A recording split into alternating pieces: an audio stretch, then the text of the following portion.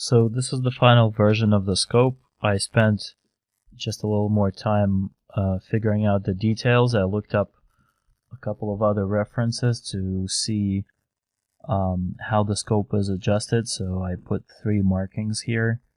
Apparently when you rotate this hex screw with a hex wrench, you can indicate like which way it moves or something, slight adjustments. I worked on the other side as well just to give it some detail, a little bit on the front. Didn't bother figuring out how it's attaching to the Picatinny rail because it's not going to be visible.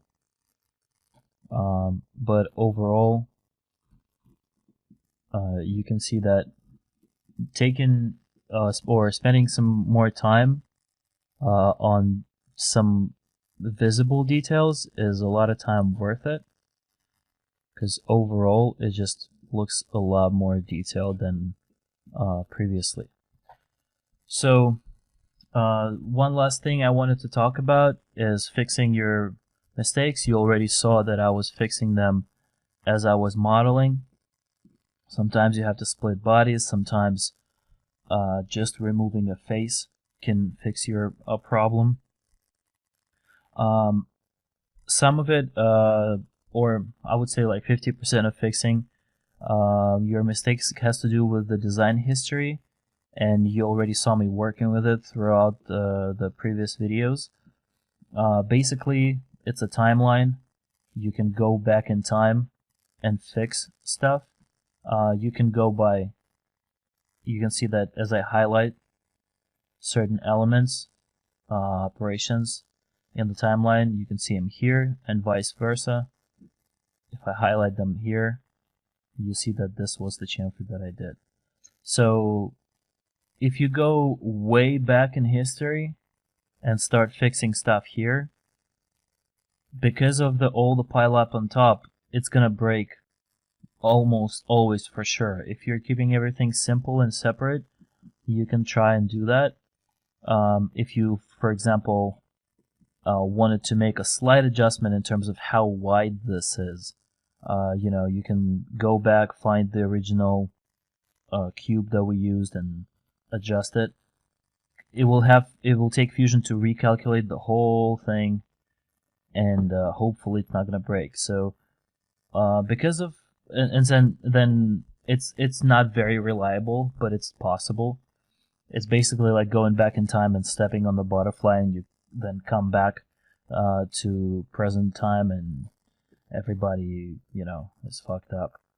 So basically, the way I would go about fixing the width if I had to, because of this design is symmetrical for the most part, we're not going to touch that. We would split this body right down the middle using construction lines. So the construction line will be this. This would be the center of our object. And we would just steal from the inside a little bit here, a little bit there, move this closer together, and overall the design would be maintained. Or just split the half, cut it away, and then mirror it the other side. So a lot of times things can be fixed by a lot more simple operations, just cutting, mirroring, stuff like this. And but if you're trying to fix something not too far in the timeline, as you can see, I can always go back